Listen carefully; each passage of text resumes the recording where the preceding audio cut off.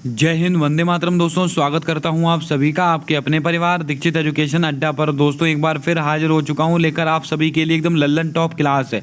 अगर आप भविष्य में एसएससी एमटीएस, एसएससी सीएचएसएल या एसएससी सीजीएल के साथ कोई सा भी एक दिवसीय एग्जाम देने वाले हैं तो आप सभी के लिए क्लास ब्रह्मास्त्र का काम करेगी। आपका पॉलिटी का एक सवाल गलत नहीं होगा। आपकी परीक्षा में 100% आपकी परीक्षा में पूछे जाने वाले सवाल होंगे। पूरी क्लास को आप अटेंड कीजिएगा, एक एक पॉइंट को आप नोट करके रखिएगा। 100% आज की क्लास आपके माँ बाप के सपने को पूरा करने वाली क्लास होगी। आइए दोस्तों, शुरू करते हैं आज की क्लास। देखते हैं अपना पहला प्रश्न।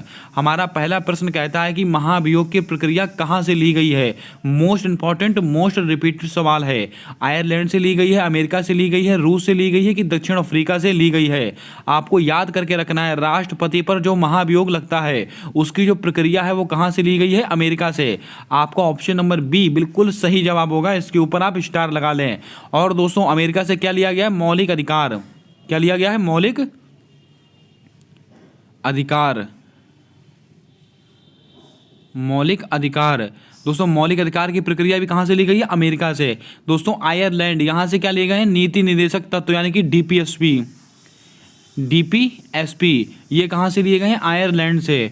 और दोस्तों, रूस से क्या लिया गया, मौलिक कर्तव्य। मोस्ट इंपॉर्टेंट सवाल, मौलिक कर्तव्य ये कहाँ से लिए गए हैं, रूस से लिए गए हैं। और दक्षिण अफ्रीका, यहाँ से क्या क्या लिया गया है, संविधान संशोधन। संविधान संशोधन। संविधान संशोधन की प्रक्रिया कहाँ से ली गई, तो आपको याद रखना दक्षिण अफ्रीका से। दोस्तों, मौलिक अधिकार इनका उल्लेख कौन से भाग में है, भाग 3। इसको भी आप नोट करें, ये सवाल भी पूछे गए प्रश्न है। मौलिक अधिकार का उल्लेख कौन से भाग में है, भाग 3। और मौलिक कर्तव्यों का उल्लेख किस भाग में है, भाग 4A। भाग 4A ये दोस्तों मौलिक कर्तव्यों का उल्लेख है। दोस्तों, आपको याद कैसे होगा, मोस्ट इंपॉर्टेंट सवाल है। अमेरिका से क्या ले गए, मौलिक अधिकार। यानी कि दोस्तों, कार किसके पास होती है, जो अमीर लोग होते हैं। यहाँ से अमेरिका, यहाँ से कार, इसको आप ऐसे याद कर लें। रूस से दोस्तों क्या लिया गया, मौलिक कर्तव्य। जिस इंसान को अपना कर्तव्य निभाना पड़ जाता है वो हमेशा रूसा रहता है, रूठा रहता है। इसको आप ऐसे याद करेंगे। दक्षिण अफ्रीका, दोस्तों जो चीज़ फ्री की मिल जाती है उसकी लोगों को कदर नहीं रहती है, उसमें संशोधन करना ही पड़ता है। तो संविधान संशोधन कहां से ले गए, दक्षिण अफ्रीका से। उम्मीद करता हूं आपको समझ में आया होगा। आइए बढ़ते हैं अपने अगले प्रश्न की ओर। हमसे अगला प्रश्न पूछा गया कि लोकसभा का मेंबर बनने के लिए न्यूनतम आयु कितनी होनी चाहिए। यह एक ऐसा प्रश्न है जो परीक्षाओं में बार बार पूछा जाता है कि क्या बनने के लिए कितनी आयु होनी चाहिए। आज आप आपको सब नोट कराने वाला हूं। दोस्तों, लोकसभा का मेंबर बनने के लिए न्यूनतम आयु कितनी होनी चाहिए, 18 वर्ष, 25 वर्ष, 30 वर्ष, 35 वर्ष। तो आपको नोट करके रखना है, आपको लोकसभा का मेंबर बनने के लिए 25 वर्ष की उम्र होना आवश्यक है। और दोस्तों, किस लिए होता है, अगर आपको प्रधानमंत्री बनना है, अगर आपको प्रधानमंत्री बनना है तो आपकी उम्र कितनी होनी चाहिए, 25 वर्ष। लोकसभा का सदस्य बनने के लिए 25 वर्ष। अब बात करते हैं 30 वर्ष। अगर आपको राज्यसभा का मेंबर बनना है तो आपकी उम्र कितनी होनी चाहिए, 30 वर्ष। और दोस्तों, अगर आपको प्रेसिडेंट यानी कि राष्ट्रपति या वाइस प्रेसिडेंट यानी कि उपराष्ट्रपति या आपको गवर्नर बनना है यानी कि राज्यपाल बनना है तो आपकी उम्र कितनी होनी चाहिए, 35 वर्ष। इस बात को आप याद कर लें, मोस्ट इंपॉर्टेंट सवाल है, परीक्षाओं में बार बार पूछा जाता है ये सवाल। और दोस्तों, वोट डालने की उम्र आप सबको पता है 18 वर्ष है। वोट डालने की उम्र कितनी, 18 वर्ष है। अगर दोस्तों आपको ग्राम पंचायत का चुनाव लड़ना है, प्रधानी का चुनाव लड़ना है तो आपकी उम्र कितनी होनी चाहिए, मिनिमम 21 वर्ष। इसको भी आप नोट कर लें। उम्मीद करता हूँ आपने सारे तथ्यों को नोट कर लिया होगा। आइए बढ़ते हैं अपने अगले प्रश्न की ओर। हमारा अगला प्रश्न कहता है कि मौलिक कर्तव्य का उल्लेख किस भाग में किया गया है। यह प्रश्न मैंने दोस्तों को अभी आपको बताया है। मौलिक कर्तव्य, इसका उल्लेख किस भाग में है, भाग 4A। आपका ऑप्शन नंबर बी बिल्कुल सही जवाब होगा। और मौलिक अधिकार कहाँ है, भाग 3।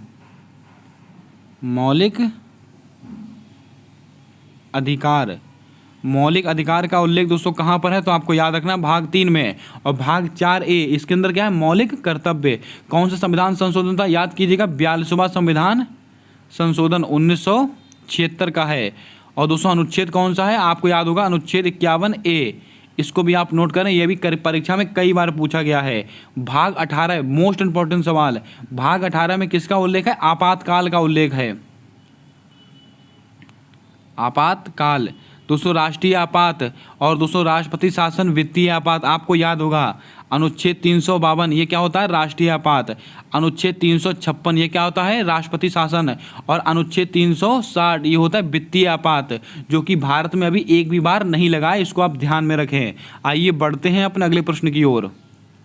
हमसे अगला प्रश्न पूछा गया है कि उद्देश्य प्रस्ताव को संविधान द्वारा कब अपनाया गया। लगाइएगा स्टार, आपकी परीक्षा में इस स्लाइड से 100% एक सवाल आपसे पूछा जाएगा। मोस्ट इंपॉर्टेंट सवाल है चारों के चारों। दोस्तों उद्देश्य प्रस्ताव को संविधान के द्वारा कब अपनाया गया। 13 दिसंबर 1946, 22 जनवरी 1947, 22 जुलाई 1947 या 24 जनवरी 1950। ये चारों डेटें अति महत्वपूर्ण हैं।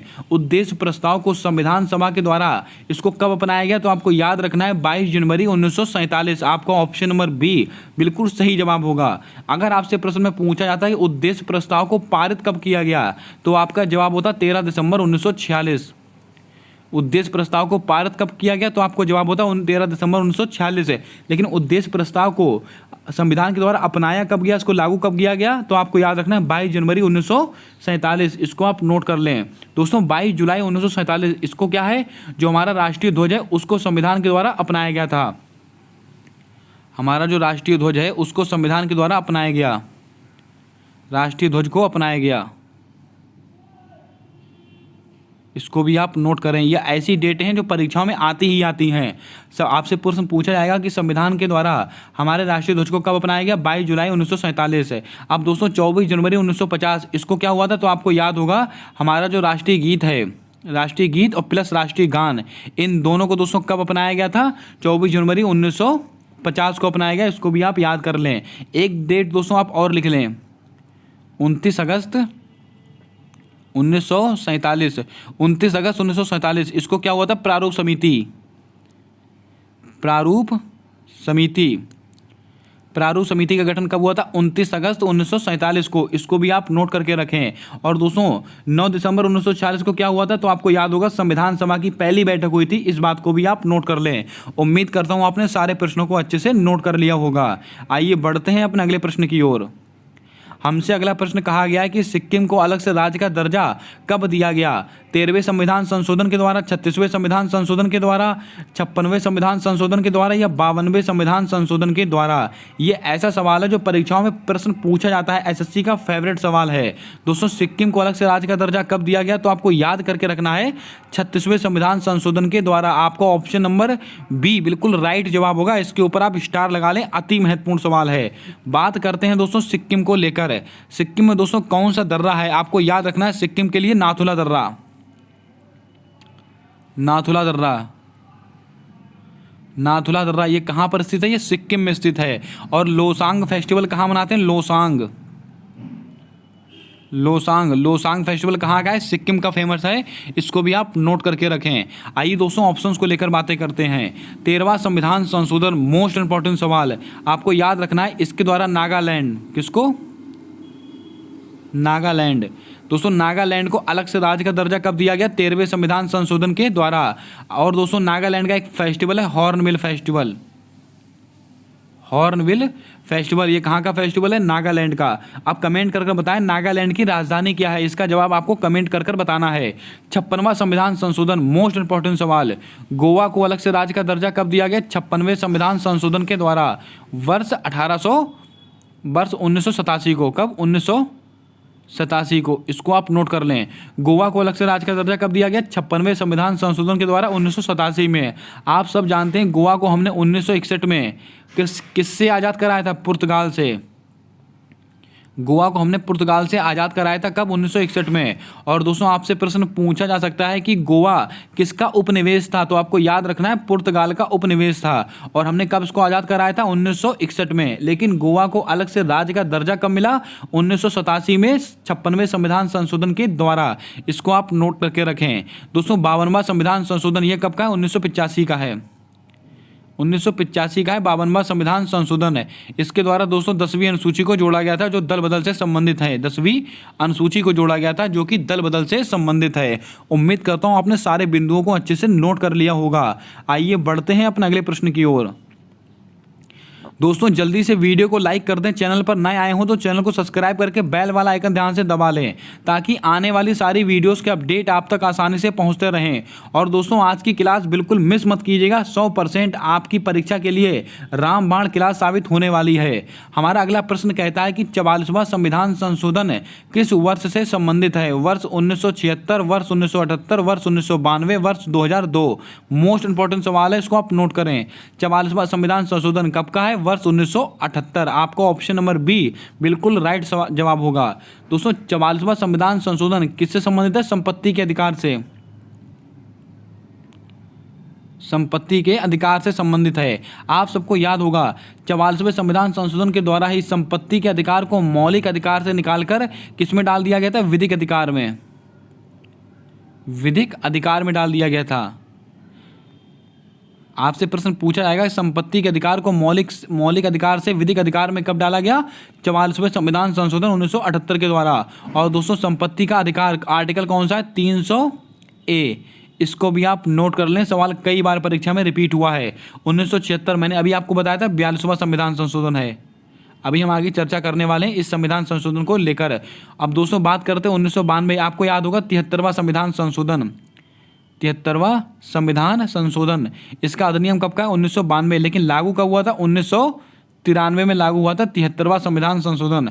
और किससे संबंधित है? पंचायती राज व्यवस्था से संबंधित है। इसीलिए 24 अप्रैल को क्या मनाते हैं? पंचायती राज दिवस मनाया जाता है। इसको आपको याद होगा।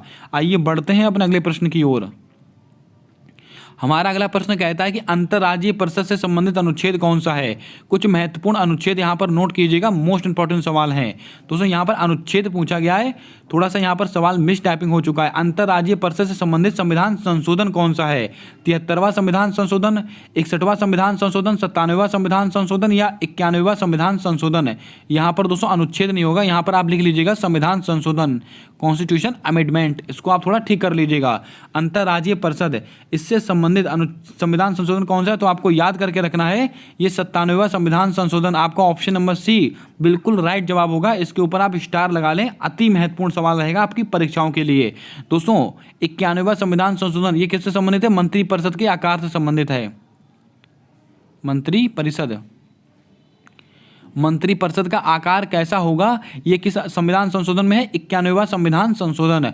और दोस्तों अंतर्राज्यीय परिषद 97वां संविधान संशोधन, इसको भी आप नोट कर लें। बात करते हैं 61वें संविधान संशोधन को लेकर, मोस्ट इंपॉर्टेंट सवाल।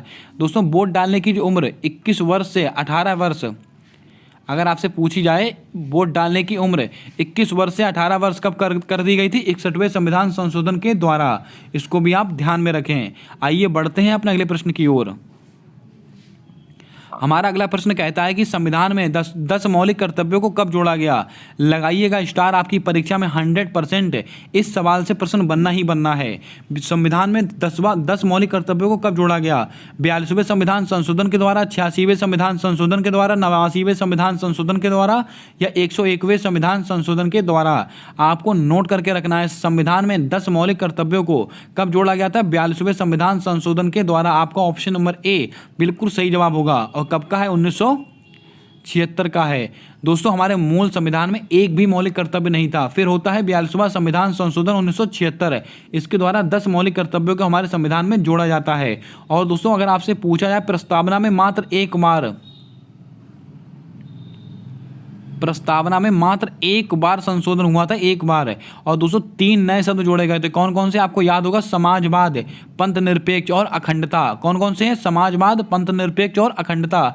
इन 3 शब्दों को कब जोड़ा गया? 42वें संविधान संशोधन के द्वारा। और दोस्तों आपको बता दें, इसी संविधान संशोधन में शिक्षा है, वन है, वन्य जीव है, माप तौल है, इसको संवर्ती सूची में कब डाला गया? इनको दोस्तों संवर्ती सूची में डाला गया था 42वें संविधान संशोधन के द्वारा। और इसे मिनी कॉन्स्टिट्यूशन की संज्ञा भी दी गई है 42वें संविधान संशोधन को। इतनी चीजें आपको याद करके रखनी है, मोस्ट इंपॉर्टेंट सवाल हैं। बात करते हैं 86वां संविधान संशोधन। ये दोस्तों कब का है? तो आपको याद होगा 2002, ये 2002 का है। और इसी संविधान संशोधन के द्वारा दोस्तों 11वां मौलिक कर्तव्य, 11वां मौलिक कर्तव्य दोस्तों संविधान में कब जोड़ा गया? तो आपको याद रखना है 86वें संविधान संशोधन के द्वारा। और ये किससे संबंधित है? आर्टिकल 21A यानी कि निःशुल्क शिक्षा का अधिकार किससे संबंधित है? 86वां संविधान संशोधन है। दोस्तों बात करते हैं 89वां संविधान संशोधन, ये कब का है? तो आपको याद करके रखना है, ये 2003 का है। इसको भी आप नोट कर लें। आइए बढ़ते हैं अपने अगले प्रश्न की ओर। दोस्तों हमसे अगला सवाल कहा गया है कि भारत के महान्यायवादी का उल्लेख किस अनुच्छेद में किया गया है? अनुच्छेद 72, अनुच्छेद 71, अनुच्छेद 76, अनुच्छेद 61। क्या होगा आपका सही जवाब, जल्दी से बताएं। दोस्तों भारत के महान्यायवादी यानी कि दोस्तों जो राष्ट्रपति के प्रसाद पर्यंत कार्य करता है, और इसका उल्लेख किस अनुच्छेद में किया गया है, तो आपको याद करके रखना है अनुच्छेद 76। आपका ऑप्शन नंबर सी बिल्कुल सही जवाब होगा। और वर्तमान में अपने भारत के महान्यायवादी कौन है? Are Venkat Ramani. Are Venkat रमणी ये दोस्तों वर्तमान में अपने भारत के महान्यायवादी हैं। और किसके प्रसाद पर्यंत कार्य करते हैं? राष्ट्रपति के। मोस्ट इंपॉर्टेंट सवाल, अगर आपसे प्रश्न पूछा जाए कि राष्ट्रपति के प्रसाद पर्यंत कौन कार्य करता है? भारत के महान्यायवादी यानी कि केंद्र सरकार का सबसे बड़ा वकील कौन है दोस्तों? आर वेंकट रमणी। बात करते हैं अनुच्छेद 71। इसका संबंध दोस्तों किससे है? तो आपको याद होगा, अगर राष्ट्रपति के चुनाव में कोई विवाद होता है तो उसका निपटारा कौन करेगा? सुप्रीम कोर्ट करेगा। और किस अनुच्छेद के तहत करेगा? अनुच्छेद 71 के तहत करेगा। और दोस्तों अनुच्छेद 72 इसके अंदर क्या है? राष्ट्रपति का क्षमादान। राष्ट्रपति के क्षमादान की शक्ति किसके अंदर दी गई है? तो आपको याद करके रखना है अनुच्छेद 72 में। और अनुच्छेद 61 इसके अंदर क्या है? तो आपको याद रखना है राष्ट्रपति पर महाभियोग की प्रक्रिया। राष्ट्रपति पर महाभियोग इसकी प्रक्रिया दोस्तों कब कौन से अनुच्छेद से संबंधित है? अनुच्छेद 61। और अनुच्छेद 60 में क्या है? राष्ट्रपति की शपथ है। अब आप कमेंट करके बताएं भारत का एक राष्ट्रपति होगा, इसका उल्लेख किस अनुच्छेद में किया गया है? इसका जवाब आपको कमेंट कर बताना है। दोस्तों बने रहिएगा क्लास के साथ अंत तक, अभी ऐसे सवाल आने वाले हैं जो आपकी परीक्षा में बार बार पूछेगा प्रश्न है। क्लास को मिस मत कीजिएगा, 100% आपके माँ बाप के सपने को पूरा करने वाली क्लास होगी। आइए बढ़ते हैं अपने अगले प्रश्न की ओर। हमारा अगला प्रश्न कहता है कि उपराष्ट्रपति राज्यसभा का पदेन सभापति होगा। लगाइएगा स्टार, आपकी परीक्षा में 100% आने वाला सवाल है। अनुच्छेद 61, अनुच्छेद 62, अनुच्छेद 63, अनुच्छेद 64 आपको नोट करके रखना है। उपराष्ट्रपति राज्यसभा का पदेन सभापति होगा। यह किस अनुच्छेद में इसका उल्लेख है? अनुच्छेद 64 में। आपका ऑप्शन नंबर डी बिल्कुल राइट जवाब होगा। अगर आपसे प्रश्न में कह दिया जाए भारत का एक उपराष्ट्रपति होगा, भारत का एक उपराष्ट्रपति होगा, ये दोस्तों किस अनुच्छेद में है? ये अनुच्छेद 63 में कहा गया है। और दोस्तों उपराष्ट्रपति बनने के लिए कितनी आयु होनी चाहिए हमारी? 35 वर्ष। मैंने अभी पीछे आपको बताया हुआ है। दोस्तों वर्तमान समय में हमारे उपराष्ट्रपति कौन है? जल्दी से कमेंट करके बताएं। और कौन से क्रम के उपराष्ट्रपति, ये भी आपको बताना है। वर्तमान समय में हमारे उपराष्ट्रपति कौन बने हैं और कौन से क्रम के हैं, इसका जवाब आपको कमेंट कर बताना है। मैंने आपसे पहले प्रश्न पूछा था कि राष्ट्रपति का उल्लेख किस अनुच्छेद में है, तो आपको याद रखना है अनुच्छेद 52। अनुच्छेद 52 में दोस्तों कहा गया है कि भारत का एक राष्ट्रपति होगा। इसको आप नोट कर लें। अब आप कमेंट करके बताएं भारत के वर्तमान में उपराष्ट्रपति कौन है और कौन से क्रम के बने हैं, इसका जवाब कमेंट कर आपको बताना है। आइए बढ़ते हैं अपने अगले प्रश्न की ओर। दोस्तों हमारा अगला प्रश्न कहता है कि लोक कल्याणकारी गवर्नेंस से संबंधित अनुच्छेद कौन सा है? कुछ महत्वपूर्ण अनुच्छेद यहां पर मैं आपको नोट करा देता हूं। लोक कल्याणकारी गवर्नेंस यानी कि दोस्तों अनुच्छेद 25 है, अनुच्छेद 32 है, अनुच्छेद 37 है, अनुच्छेद 38 है। तो आपको नोट करना है लोक कल्याणकारी गवर्नेंस से संबंधित अनुच्छेद है अनुच्छेद 38। आपका ऑप्शन नंबर डी बिल्कुल राइट जवाब होगा। इसके ऊपर भी आप स्टार लगा लें, महत्वपूर्ण सवाल हो सकता है आपकी परीक्षा के लिए। अनुच्छेद 25 ये दोस्तों क्या है? तो आपको याद होगा धार्मिक स्वतंत्रता का अधिकार। धार्मिक स्वतंत्रता का अधिकार किसके अंदर है? अनुच्छेद 25 के अंदर है। अनुच्छेद 32 क्या है? संवैधानिक उपचारों का अधिकार। संवैधानिक उपचारों का अधिकार किसके अंदर है? अनुच्छेद 32 के अंदर है। इसको भी आप नोट करके रखें। और अनुच्छेद 39A मोस्ट इंपॉर्टेंट सवाल है ये दोस्तों, राष्ट्रीय विधिक सहायता इससे संबंधित अनुच्छेद कौन सा है? तो आपको याद रखना 39A। इसको भी आप नोट कर लें। आइए बढ़ते हैं अपने अगले प्रश्न की ओर। हमारा अगला प्रश्न कहता है कि मानव अंगों की तस्करी पर रोक से संबंधित अनुच्छेद कौन सा? इस सवाल को दोस्तों मैंने आपको कल ही बताया था। मानव अंगों की तस्करी पर रोक इससे संबंधित अनुच्छेद कौन सा है? अनुच्छेद 17, 15, 19, 24। तो आपको याद करके रखना है मानव अंगों की तस्करी पर रोक। और दोस्तों इसका संबंध किससे? अनुच्छेद 24। आपका ऑप्शन नंबर डी बिल्कुल राइट जवाब होगा। इसके ऊपर भी आप स्टार लगा के रखें, अति महत्वपूर्ण सवाल है। बात करते हैं दोस्तों अनुच्छेद 17। इसके अंदर क्या है? अस्पष्टता का अंत। अस्पष्टता का अंत, यानी कि दोस्तों छुआछूत का अंत किसके अंदर है? अनुच्छेद 17 है। अनुच्छेद दोस्तों 15 में क्या है, तो आपको याद रखना है अनुच्छेद 15 है, किसी भी व्यक्ति से लिंग, जाति, रंग, दोस्तों लिंग, जाति, रंग, इन सब चीज़ों को लेकर भेदभाव नहीं किया जाएगा, भेदभाव नहीं किया जाएगा। ये किस अनुच्छेद में कहा गया है? तो आपको याद रखना है अनुच्छेद 15, इसको भी आप नोट करें, कई बार परीक्षा में रिपीटेड सवाल है। अनुच्छेद 19A, इसके अंदर क्या है? अभिव्यक्ति की स्वतंत्रता, मतलब व्यक्ति को बोलने का अधिकार, व्यक्ति को अपनी बात रखने का अधिकार। ये किस अनुच्छेद में है? अनुच्छेद 19(1)A, 19(1)A। दोस्तों इसको आप ऐसे लिखिए 19(1)A, इसको आप ऐसे लिखेंगे, ये अभिव्यक्ति की स्वतंत्रता है, इसको भी आप नोट कर लें। आइए बढ़ते हैं अपने अगले प्रश्न की ओर। हमारा अगला प्रश्न कहता है कि संविधान में नेपाली, मणिपुरी, कोंकणी भाषा को जोड़ा गया। लगाइएगा स्टार, आपकी परीक्षा का सवाल। यहाँ पर दोस्तों जितनी भाषाएं हैं कब जोड़ी गई सारी जानकारी दूंगा, इसको आप नोट करें। संविधान में दोस्तों नेपाली, मणिपुरी, कोंकणी इन भाषाओं को कब जोड़ा गया? तो आपको याद करके रखना है इन तीनों भाषाओं को कब जोड़ा गया था? 71वें संविधान संशोधन के द्वारा। आपको ऑप्शन नंबर बी बिल्कुल सही जवाब होगा। दोस्तों हमारे मूल संविधान में कुल कितनी भाषाएं थी? 14 भाषाएं थी। फिर दोस्तों 15वीं भाषा सिंधी, 15वीं भाषा सिंधी, इसको दोस्तों कब जोड़ा गया? तो आपको याद रखना है 21वें संविधान संशोधन के द्वारा। और फिर कितनी भाषा होंगी? 14, 1, 15। इसके बाद दोस्तों होता है 71वां संविधान संशोधन, उसके द्वारा फिर 3 भाषाओं को जोड़ा जाता है। कितनी? 3 भाषाओं को, नेपाली, मणिपुरी, कोंकणी। इसको आप नमक से याद रखेंगे, नेपाली, मणिपुरी, कोंकणी, इनको कब जोड़ा गया? 71वें संविधान संशोधन के द्वारा। 15, 3, 18 भाषाएं हो गई। उसके बाद होता है दोस्तों 92वां संविधान संशोधन, इसके द्वारा फिर दोस्तों 4 भाषाओं को जोड़ा गया था। कौन कौन सी? बोडो, डोगरी, मैथिली और एक है संथाली। इन 4 भाषाओं को कब जोड़ा गया? 92वें संविधान संशोधन के द्वारा। इसको भी आप ध्यान में रखें। आइए दोस्तों बढ़ते हैं अपने अगले प्रश्न की ओर। तब तक दोस्तों एक सवाल और ध्यान रखिएगा, ये 99वां संविधान संशोधन, ये तो दोस्तों मोस्ट इंपॉर्टेंट सवाल है, इसको तो आप भूल ही नहीं सकते हैं। दोस्तों एकमात्र संविधान संशोधन जिसको सुप्रीम कोर्ट ने गैर संवैधानिक करार दिया था, ये कौन सा संविधान संशोधन है? 99वां संविधान संशोधन है। इसके ऊपर तो आप रामबाण सवाल लिख लीजिएगा, आपकी परीक्षा का आने वाला सवाल है। आइए बढ़ते हैं अपने अगले प्रश्न की ओर। हमारा अगला प्रश्न कहता है कि राष्ट्रपति के अध्यादेश की शक्ति से संबंधित अनुच्छेद कौन सा है? अनुच्छेद 213, अनुच्छेद 123, अनुच्छेद 153, अनुच्छेद 161। दोस्तों ये सवाल भी कई बार परीक्षाओं में तरह तरह से पूछा गया सवाल है। राष्ट्रपति के अध्यादेश की शक्ति ये किस अनुच्छेद में है? तो आपको याद करके रखना है अनुच्छेद 123। आपका ऑप्शन नंबर बी बिल्कुल राइट जवाब होगा, इसके ऊपर आप स्टार लगा लें। बात करते हैं दोस्तों राज्यपाल के अध्यादेश से। अगर आपसे पूछा जाए राज्यपाल का अध्यादेश, राज्यपाल का अध्यादेश, राज्यपाल के अध्यादेश की शक्ति, इसका उल्लेख किस अनुच्छेद में? अनुच्छेद 213 है। दोस्तों 123, 213 एक जैसे ऑप्शन दिखते हैं, इसको आप थोड़ा कंफ्यूज मत होइएगा। सबसे कम वाला कौन है? राष्ट्रपति। राष्ट्रपति का अध्यादेश किसके अंदर है? अनुच्छेद 123 में। ज़्यादा वाला किसका है? राज्यपाल का, 213। इसको आप ऐसे याद करेंगे। और दोस्तों बात करते हैं 153। 153 में क्या लिखा हुआ है? भारत का एक राज्यपाल होगा। सॉरी दोस्तों, हर राज्य का एक राज्यपाल होगा, राज्यपाल से संबंधित है। हर राज्य का एक राज्यपाल होगा। ये किस अनुच्छेद में? अनुच्छेद 153।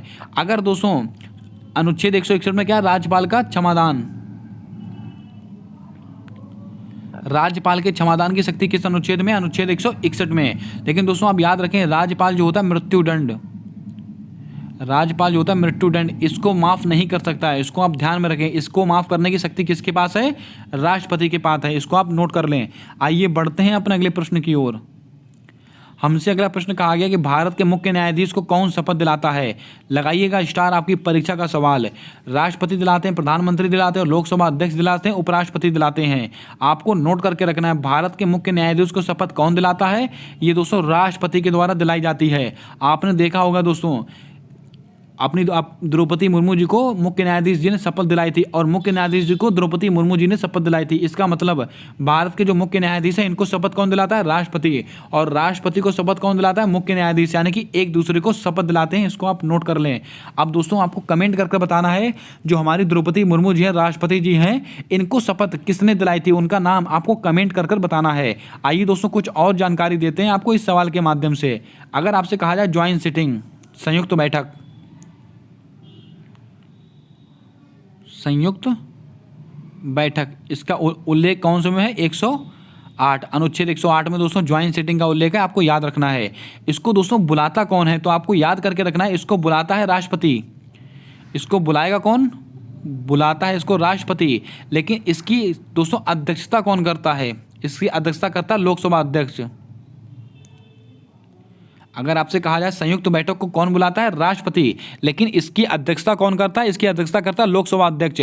और इसमें उपराष्ट्रपति भाग नहीं लेता है। मोस्ट इंपॉर्टेंट सवाल, इसमें जो उपराष्ट्रपति भाग नहीं लेता। ये सवाल ऐसे सवाल हैं जो आपसे स्टेटमेंट बनाकर पूछे जाएंगे। आपसे पूछा जाएगा कि निम्नलिखित में से कौन सा कथन सत्य है, कौन सा कथन असत्य है, और आपसे यही 4 स्टेटमेंट दिए जाएंगे, आपसे प्रश्न पूछा जाएगा। तो मैंने आपको क्या बताया? संयुक्त बैठक 108 अनुच्छेद है और इसको बुलाता कौन है? राष्ट्रपति। लेकिन इसकी अध्यक्षता कौन करता है? लोकसभा अध्यक्ष। लेकिन इसमें उपराष्ट्रपति भाग नहीं लेता है, इसको आप ध्यान में रखें। आइए बढ़ते हैं अपने अगले प्रश्न की ओर।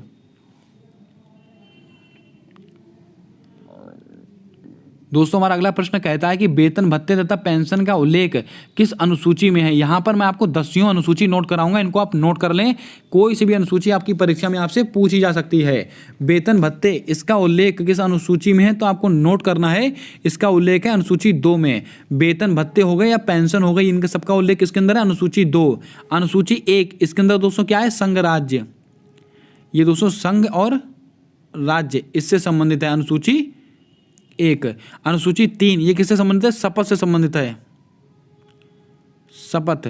और अनुसूची 4, ये किससे संबंधित है? राज्यसभा में सीटों का आवंटन।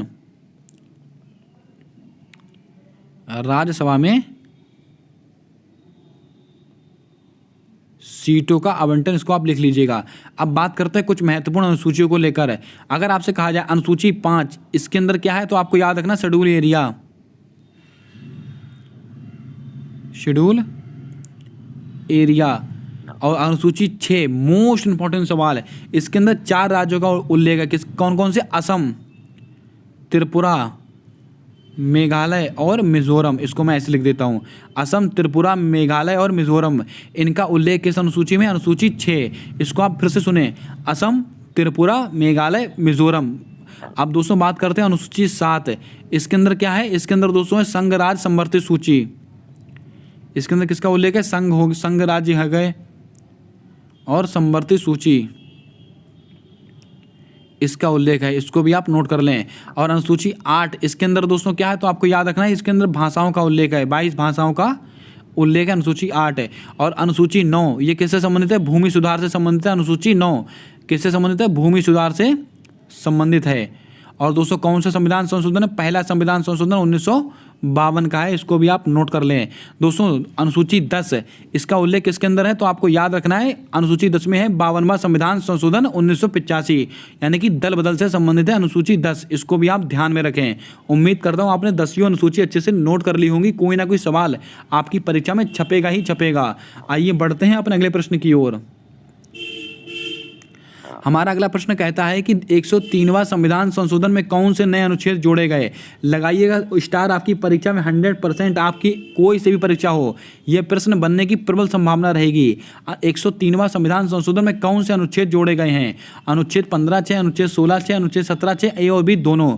तो आपको याद रखना है, अभी हाल ही में 2022 में 103वें संविधान संशोधन में कौन से 2 अनुच्छेद जोड़े गए? अनुच्छेद 15(6) और 16(6). आपका ऑप्शन नंबर डी बिल्कुल राइट जवाब होगा, इसको आप नोट कर लें, 15(6), 16(6). और 103वां संविधान संशोधन किससे संबंधित है? EWS, यानी कि इकोनॉमिकल वीकर सेक्शन, यानी कि आर्थिक रूप से जो पिछड़े वर्ग के लोग हैं उनका संविधान संशोधन कौन सा है? 103वां संविधान संशोधन। और 104वां संविधान संशोधन किससे संबंधित है? ST SC से संबंधित है, आपको याद होगा। और 102वां संविधान संशोधन किससे संबंधित है? OBC से संबंधित है, इसको भी आप नोट कर लें। और दोस्तों 101वां संविधान संशोधन किससे संबंधित है? GST से संबंधित है, GST goods and service tax कैसा कर है? अप्रत्यक्ष कर है। और किस समिति की सिफारिश पर आया था? विजय केलकर समिति। कमेंट में छाप दें कि पूरे भारत में जीएसटी कब लागू हुई थी, इसका जवाब कमेंट में छाप कर बताएं। आइए बढ़ते हैं अपने अगले प्रश्न की ओर। हमारा अगला प्रश्न कहता है कि CAG controller auditor general of India, most important सवाल, का संबंध निम्नलिखित में से किस अनुच्छेद में है? अनुच्छेद 148, अनुच्छेद 263, अनुच्छेद 265, अनुच्छेद 280। तो आपको नोट करके रखना है। Controller auditor general of India यानी कि सीएजी, इनसे संबंधित अनुच्छेद कौन सा है? अनुच्छेद 148। आपको ऑप्शन नंबर ए बिल्कुल राइट जवाब होगा, इसको आप नोट कर लें। और वर्तमान में हमारे सीएजी कौन है? गिरीश चंद्र मुर्मू। गिरीश चंद्र मुर्मू, इसको आप नोट कर लें। और दोस्तों पहले कौन थे? अगर आपसे पूछा जाए पहले, भारत के पहले सीएजी कौन थे, तो आपको याद रखना नरहरि राव। नरहरि राव ये भारत के पहले सीएजी थे, इसको भी आप नोट कर लें। अनुच्छेद 263 ये किससे संबंधित है? अंतर्राज्यीय परिषद से संबंधित है। किससे? अंतर्राज्यीय परिषद, इसको भी आप नोट करें। अंतर्राज्यीय परिषद इससे संबंधित है। कौन सा संविधान अनुच्छेद है? तो आपको याद रखना अनुच्छेद 263 है। अनुच्छेद 265 इसका संबंध दोस्तों किससे है? तो आपको कमेंट करके बताना है। ये भी सवाल मोस्ट इंपॉर्टेंट है आपकी परीक्षा के लिए। अनुच्छेद 280 ये वित्त आयोग से संबंधित है। वित्त आयोग, इसको भी आप नोट कर लें। आइए बढ़ते हैं अपने अगले प्रश्न की ओर। दोस्तों आज का हमारा अगला प्रश्न कहता है कि 86वां संविधान संशोधन किस वर्ष से संबंधित है? ये तो मैंने आपको बता दिया था, ये कौन से वर्ष से संबंधित है? ये दोस्तों 2002 से संबंधित है। आपको ऑप्शन नंबर सी बिल्कुल सही जवाब होगा। आइए दोस्तों कुछ और महत्वपूर्ण जानकारी देते हैं। 2003 89वां संविधान संशोधन। अगर आपसे पूछा जाए 89वां संविधान संशोधन कब का है? 2003 का संविधान संशोधन है। अगर आपसे प्रश्न पूछा जाए ये 89वां संविधान संशोधन, आपको याद रखना राष्ट्रीय अनुसूचित जाति, आपको बहुत ही महत्वपूर्ण जानकारी देना, इसको आप नोट करें। राष्ट्रीय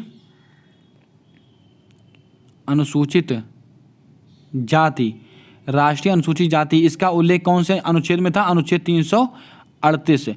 फिर होता है दोस्तों 89वां संविधान संशोधन और यही राष्ट्रीय अनुसूचित जाति बन जाता है राष्ट्रीय अनुसूचित जनजाति। मोस्ट इंपॉर्टेंट सवाल। और कौन सा अनुच्छेद हुआ था? अनुच्छेद 338A, इसको भी आप नोट करें। आपसे प्रश्न कैसे पूछा जाएगा? 89वां संविधान संशोधन किस वर्ष का है? 2003 का है। और राष्ट्रीय अनुसूचित जाति से संबंधित अनुच्छेद कौन सा? अनुच्छेद 338। लेकिन राष्ट्रीय अनुसूचित जनजाति से संबंधित अनुच्छेद कौन सा? अनुच्छेद 338A, इसको आप नोट कर रहे हैं। दोस्तों 1992 मैंने आपको बताया था 73वां संविधान संशोधन का अधिनियम कब का? 1992। लागू कब हुआ था? 1993 में। आइए बढ़ते हैं अपने अगले प्रश्न की ओर। आज का हमारा अगला और अंतिम प्रश्न है, राज्यपाल की नियुक्ति राष्ट्रपति करेगा, इससे संबंधित अनुच्छेद कौन सा है?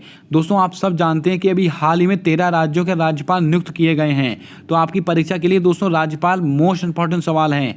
दोस्तों राज्यपाल की नियुक्ति राष्ट्रपति करेगा, किस अनुच्छेद के तहत करता है? तो आपको याद रखना है अनुच्छेद 155। आपका ऑप्शन नंबर बी बिल्कुल राइट जवाब होगा।